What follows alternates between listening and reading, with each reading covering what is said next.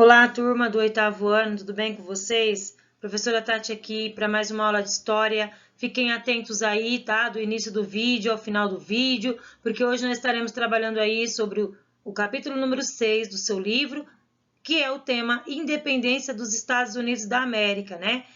Como que foi o procedimento aí para que os Estados Unidos pegassem a sua independência, tudo bem? Bom, gente, antes de tudo, nós devemos aí falar, né, que os Estados Unidos, vocês aprenderam, né, que lá da América Anglo-Saxônica, América Latina, América Anglo-Saxônica, quem liderou ali a maior parte foram os ingleses e franceses também.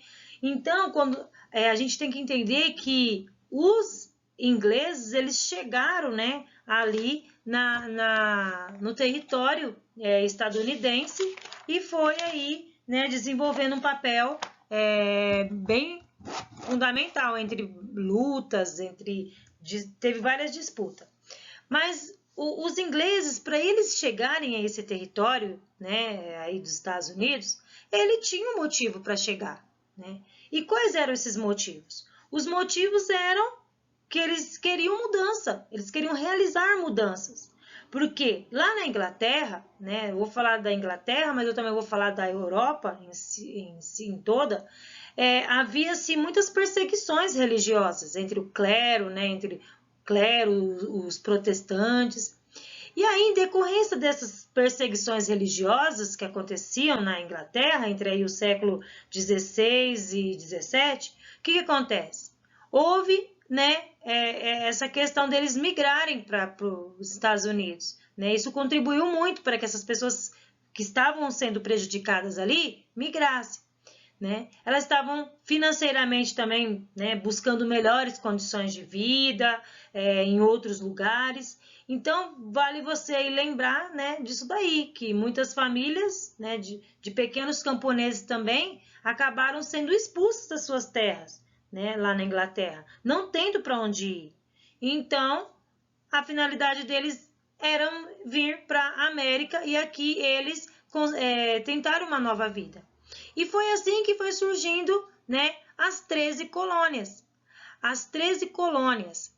E aqui existe as colônias do norte e as colônias do sul, tá? Vamos ver, essas colônias, elas sempre ficavam, deixa eu mostrar aqui para vocês na imagem seguinte, ó. Aí, ó. As 13 colônias, eu coloquei para vocês, ó, os objetivos primeiro, tá vendo? O que acontecia, quais eram os acontecimentos que favoreciam o início dessa colonização inglesa na América do Norte, no século XVII. Eram os conflitos, né, entre os protestantes e católicos, os camponeses sem terra, sem trabalho. O comércio inglês também estava ameaçado por um avanço de franceses e espanhóis em terra norte-americana. Então, com isso, o que o governo inglês fez? Ele decidiu colonizar território americano, garantindo aí o seu domínio, tá? Aí aqui, ó, as 13 colônias e o comércio triangular. A primeira colônia que foi fundada, né, a primeira colônia inglesa que foi fundada na América do Norte, no ano de 1607, ela recebeu o nome de Virgínia, em homenagem a Elizabeth I da Inglaterra. Anos depois, em 1620, um grupo de puritanos protestantes, né, calvinistas, chegou à terra também, atual aí estado de Massachusetts. Os ingleses desse grupo, que cruzaram o Oceano Atlântico a bordo do navio Mayflower, ficaram conhecidos na história estadunidense como peregrinos, tá bom? Olha só. Então, todo aquele que chegava ali, né, no território ali estadunidense, para aqueles que já estavam ali, né, os que chegavam eram considerados como peregrinos. Lá vem os peregrinos, fica peregrinando de um lado para o outro buscando recurso. Olha aí. As 13 colônias, olha no mapa, né? Você vê que as 13 colônias estão localizadas geograficamente próximo ao mar, né? Próximo ao Oceano Atlântico. Qual é a finalidade? Porque todos nós sabemos que quanto mais próximo de rios ou de mar, o solo ele é bem fértil. Então, isso chamava a atenção também das pessoas que chegaram, principalmente camponeses, né? Eles falam, nossa, aqui tem rio, que está próximo do mar, que vai ser uma boa estratégia para nós cultivarmos. Mas a outra estratégia também é que havia uma facilidade, né? Tá próximo ali do oceano, é só para ir para a Europa e desenvolver, comercializar o produto. Até o início do século XVIII foram fundadas mais 11 colônias, somando tudo 13 colônias, tá, gente, na América. E tudo voltado para o Oceano Atlântico. Uma vez instalada no norte do continente americano, as 13 colônias fundadas pelos colonos ingleses assumiram características bastante diferentes entre si, tanto na forma de organização econômica, quanto na maneira como ocorreu o controle político da metrópole, tá bom? Vamos lá. Colônias do Norte. Na nossa aula anterior, eu expliquei para vocês, dei uma introdução, né, que na Colônia do Norte era praticado um tipo de atividade e um tipo de mão de obra também, e na Colônia do Sul era o oposto. Então, vamos recordar aqui agora, ó. Na Colônia do Norte, o que acontece? Ela tem como característica pequenas propriedades, né, minifúndio, onde o número de pessoas ali, né, que trabalham é maioria familiares, a agricultura de subsistência, né, eles trabalham ali para um mercado interno, tá? E também ali a mão de obra escrava, ela é bem reduzida. O clima, né, da América do Norte, ela assemelha aí ao da Inglaterra, tá? Isso que possibilitou o desenvolvimento da produção dos mesmos gêneros agrícolas que eles tinham lá na Inglaterra, que era o trigo, a cevada, a aveia, tá bom? Só, gente, que essa região não despertava tanto interesse na metrópole, né? Servia apenas para abastecer o mercado interno ali. Mas já para o mercado externo já não era, né, tão atrativo. Mas veja bem, na Colônia do Sul, já sim.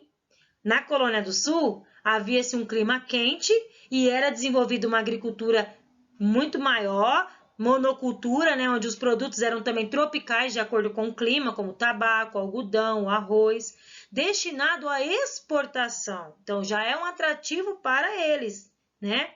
O trabalho agrícola típico dessa região tinha como base a exploração da mão de obra escrava, ou seja, então na Colônia do Norte não havia escravos lá trabalhando, mas já na Colônia do Sul já tinha, tá? Em razão dos interesses econômicos e a dominação inglesa foi mais ostensiva sobre as colônias. Vamos lá. Sobre o comércio triangular. Bom, o que é o comércio triangular? Né? É um comércio onde é feito pelas colônias, né? A Colônia do Norte, a Colônia do Sul e a América Central e também a África, certo? Porque na América Central encontrava-se o quê? Muita cana-de-açúcar. E isso era um atrativo tanto para os colonos do Norte como para os colonos do Sul.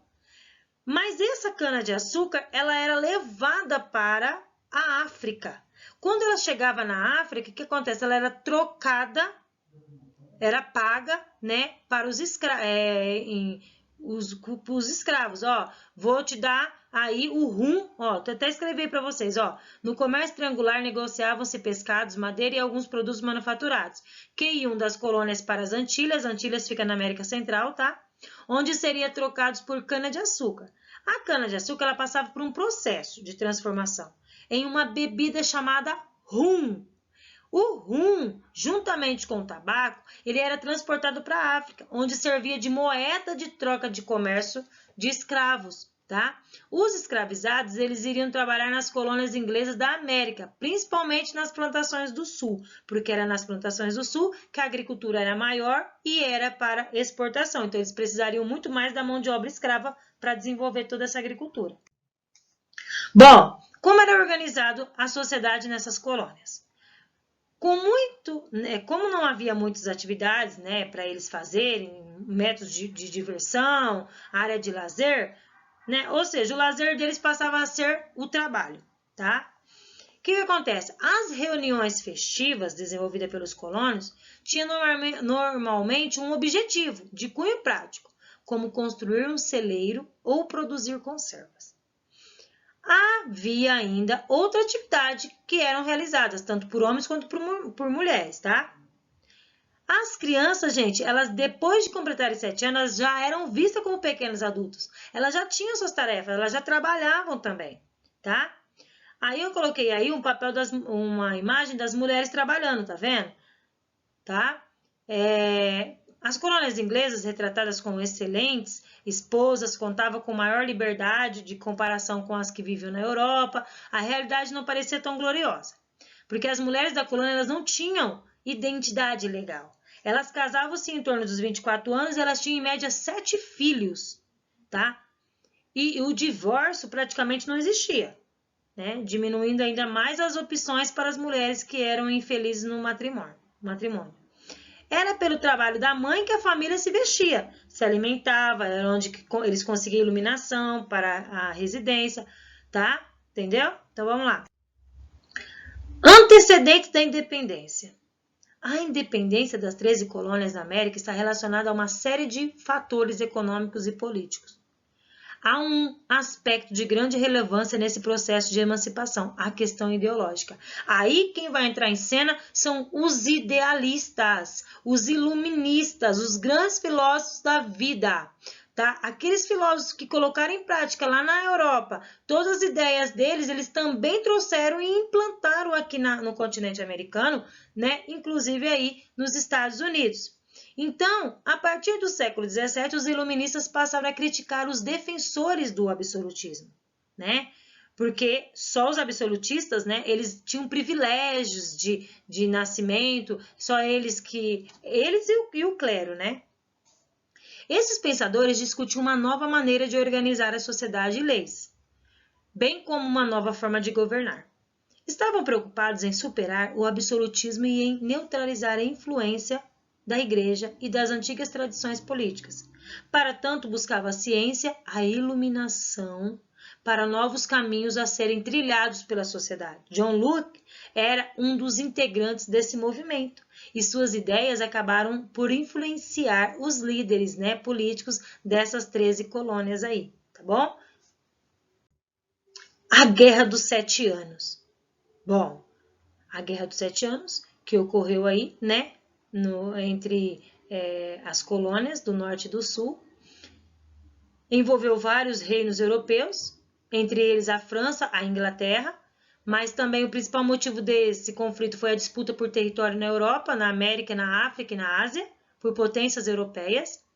Outra causa foi a concorrência por rotas comerciais, fatos que ampliou mais o conflito. A Inglaterra ela saiu vencedora, mas também ficou com os cofres vazios, porque elas tiveram que investir muito na questão aí, né, da administração, de instalação, do custo que eles tiveram, né, que implantar no exército deles de guerra. Então, os cofres ingleses ficaram falidos. E o que aconteceu? Aí, na busca, né, por capital, o parlamento inglês aprovou o aumento dos impostos para 13 colônias. Vixe, aí que entrou em guerra. Então, porque houve uma revolta. Os colonos que haviam lutado na Guerra dos 7 Anos, ou seja, os próprios soldados, né, e até mesmo iam para a guerra os escravos. Quando, né, ia diminuindo o número de soldados, acabavam eles tendo que colocar também as pessoas escravas para ir para a guerra. E aí, essas pessoas ficaram muito decepcionadas, porque elas foram lá, venceram a guerra, colocaram a Inglaterra no primeiro topo, né, de vencedora.